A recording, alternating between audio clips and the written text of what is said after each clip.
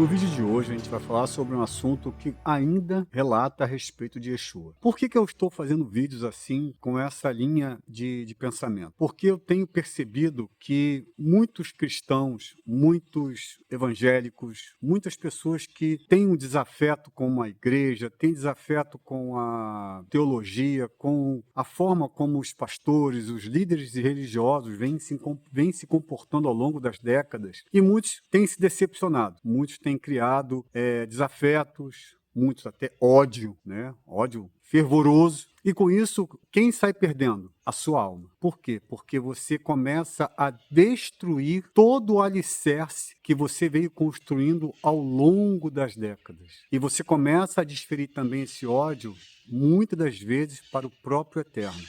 Porque você começa a desacreditar que ele verdadeiramente existe ou que ele verdadeiramente é quem ele diz que é. E aí, como apresentam doutrinas de demônios, e vai aparecendo, isso foi dito por Paulo, que no final dos tempos apareceriam muitas religiões e muitos dogmas e doutrinas que seriam redirecionadas para um outro caminho, para um outro viés. E o viés é demonizar, destruir a imagem verdadeira do eterno Deus de Israel. Então a pergunta que eu te faço hoje é: o Eterno possuía um filho antes da criação? O que as Sagradas Escrituras dizem a respeito? E hoje vamos falar principalmente de Provérbios 30, versos 3 e 4, que são temas de vários debates, inclusive em grupos de WhatsApp, na internet, no YouTube, a respeito da autenticidade e do contexto verdadeiro que Argu quis dizer quando se questionava a respeito da criação. O que nós vamos fazer aqui hoje, o que eu vou tentar mostrar para vocês, é uma análise detalhada, sem o viés teológico cristão, sem o viés ortodoxo e sem o viés ultra-ortodoxo. Mas vamos falar das dos três viés que mais debatem a respeito desse trecho, deste verso, deste capítulo de Provérbios 30, 3 e 4. Eu te faço uma nova pergunta. Será que há uma ligação nesses três segmentos? Eles se conectam em algum momento na sua linha de raciocínio ou eles se divergem completamente? Vamos descobrir. Então vamos começar lendo o texto a partir do verso 3 e 4, né, como eu havia falado, sem o viés teológico, para apenas entendermos o contexto literal, direto da tradução do hebraico para o português. O texto começa assim: quem subiu aos céus e desceu? Quem ajuntou o vento no seu punho? Quem amarrou as águas na sua veste? Quem estabeleceu todas as extremidades da terra? Qual é o seu nome? Vírgula. E qual é o nome do seu filho, se é que tu sabes? Primeiro, na literatura judaica ortodoxa e ultra-ortodoxa, diz que se trata de um poema das limitações humanas diante da sabedoria divina, ou faz uma alusão a grandes líderes e o povo de Israel como o seu filho. Essa é a ideia principal que a literatura judaica, a forma como eles interpretam, num todo, a grosso modo, seria expressamente isso. Mas o que isso realmente quer dizer?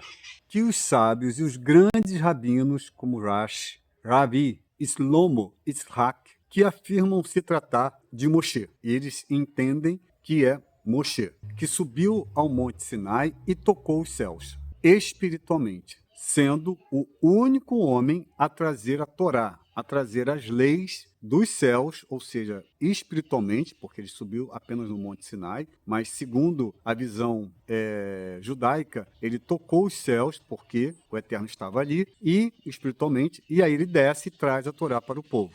Aí, então, quando o Argu pergunta qual o seu nome, na interpretação que eles colocam é que ele está falando a respeito de Moshe.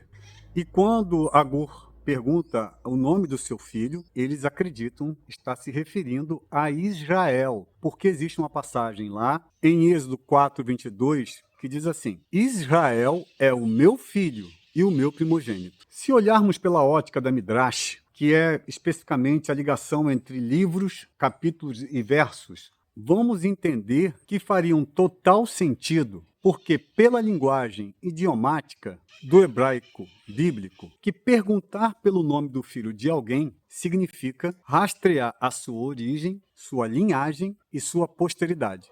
É como se perguntasse se existisse algum homem capaz de realizar todos esses atos divinos.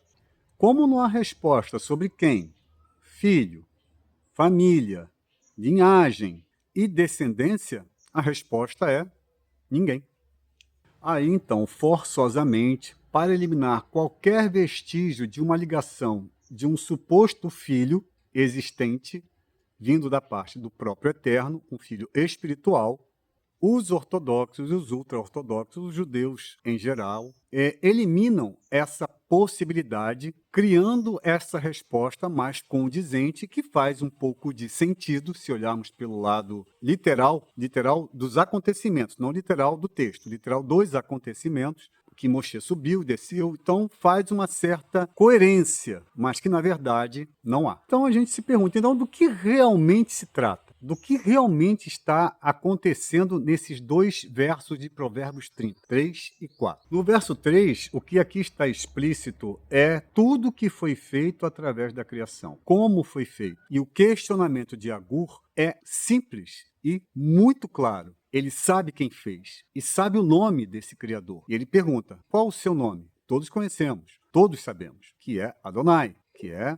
o Elohim, né? É o Shaddai, que são os seus atributos de poderoso, Deus conosco, Deus que sustenta, Deus que amamenta. Então, ele já sabia, Agur já sabia, mas quando ele faz a segunda pergunta dentro da mesma pergunta, e quem é o seu filho, se é que sabes? Ele não está perguntando se é que sabes a respeito do nome de Adonai, o nome do Criador, porque esse todo mundo conhece. Mas o que ainda não estava explícito, o que ainda não estava revelado através do seu filho. É claro que fica óbvio, e a mente vem Adonai, como o Criador, de que fez todas aquelas coisas que ele questiona, e há uma questão de uma incógnita, de uma interrogação sem resposta a respeito do seu filho. Mas o que nós vamos entender aqui é que se Adonai, ele cria todas as coisas, ele teve que ter um espaço, ele teve que se contrair, ele teve que fazer o que eu já falei até no vídeo anterior, o tzimtzum, ele teve que se autocontrair para ter espaço para poder criar. Mas se o Eterno adentra com a sua luz original para dentro da criação, desse espaço que ele teve que se ausentar, automaticamente ele destruiria tudo, absolutamente tudo, em frações de milésimos, centésimos de segundo. Então, o que Adonai faz? O que o Eterno faz? Ele se projeta.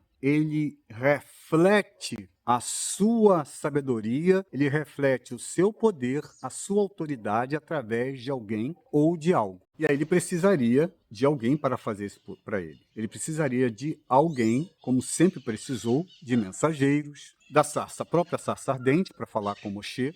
Ele precisaria de algumas coisas que não tivessem o seu total poder, a sua totalidade dentro da criação. E aí que entra a pergunta, e o nome do seu filho, se é que sabes? Aqui, o nome do filho e o próprio filho estava oculto, que só iria ser revelado milênios depois. E aí você deve estar se perguntando, tá, e como é que você ostenta esse entendimento? Como é que você afirma esse entendimento? Como é que há a possibilidade de sustentar esse entendimento? É simples. Se o texto estivesse falando a respeito de Moshe e do povo de Israel como o filho, tudo estaria no plano material. Qual destes seria capaz de promover tal proeza, tal acontecimento, tal milagre de todos aqueles questionamentos que Agur fez? Moshe subiu ao monte, mas ele não tocou nos céus, nem espiritualmente, porque foi o Eterno que desceu a ele. Então ele não subiu aos céus, ele subiu até onde estava o Eterno havia descido ali, a sua projeção desceu ali, a sua voz desceu ali, os anjos desceram ali, mas não o céu como um todo desceu até a terra.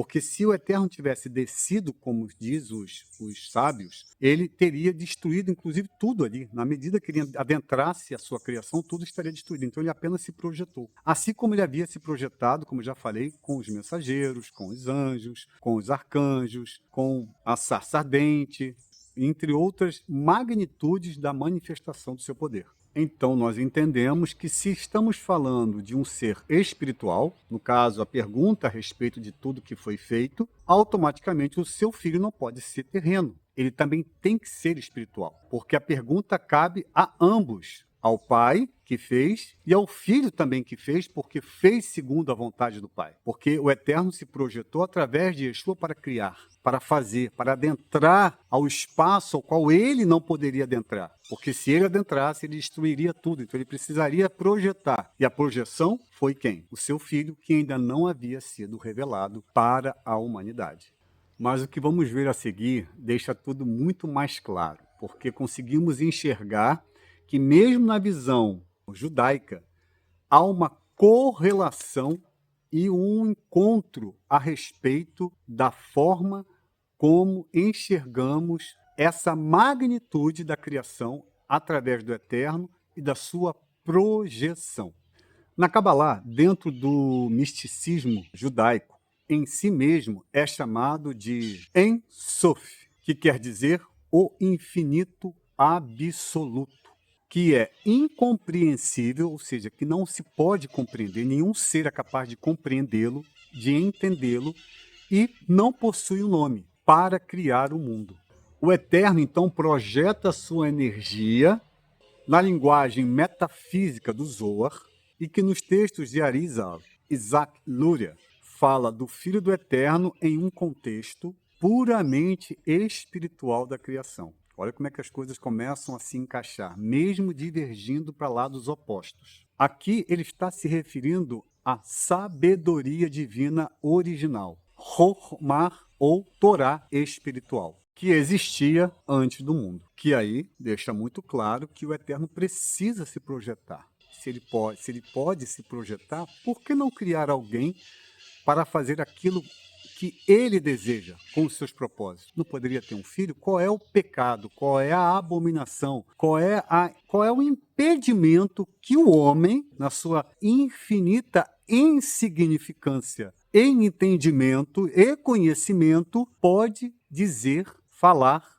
afirmar sobre o Eterno? Logo, o Eterno precisaria de um mediador, de um canal, que é a criação. Porque se o En Sof, o infinito absoluto, se revelar na sua originalidade, como eu falei, tudo é consumido. Nada subsistiria novamente. Que, obviamente, não suportaria a força, o poder e a luz original do próprio Eterno. Então, dentro de um medo e de uma certa vaidade, os homens tentam enquadrar, tentam limitar, tentam justificar, tentam entender quem é o Eterno e o que o Eterno pode fazer. Que isso se torna absurdamente e absolutamente impossível. Se o Eterno decide, quem somos nós para se opor, para questionar ou para desdizer o que ele quer, o que ele fala ou o que ele faz?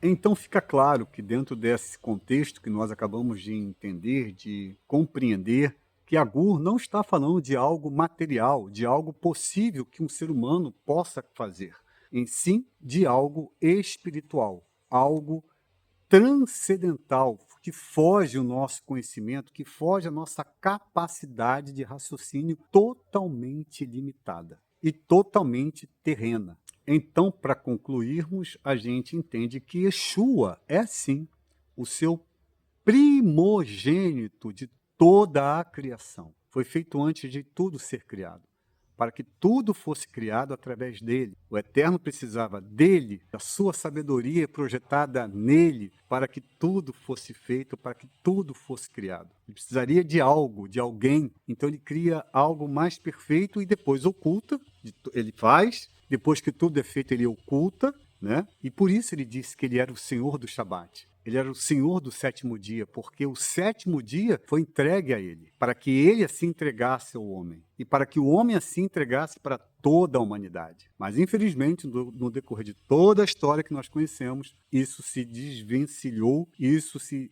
desconectou completamente da vontade do Eterno. Precisamos entender, compreender, para que possamos nos libertar. Então, com isso, se libertem, sigam na verdadeira luz, que é Yeshua Mashiach, meu mestre, e o Filho amado do Eterno.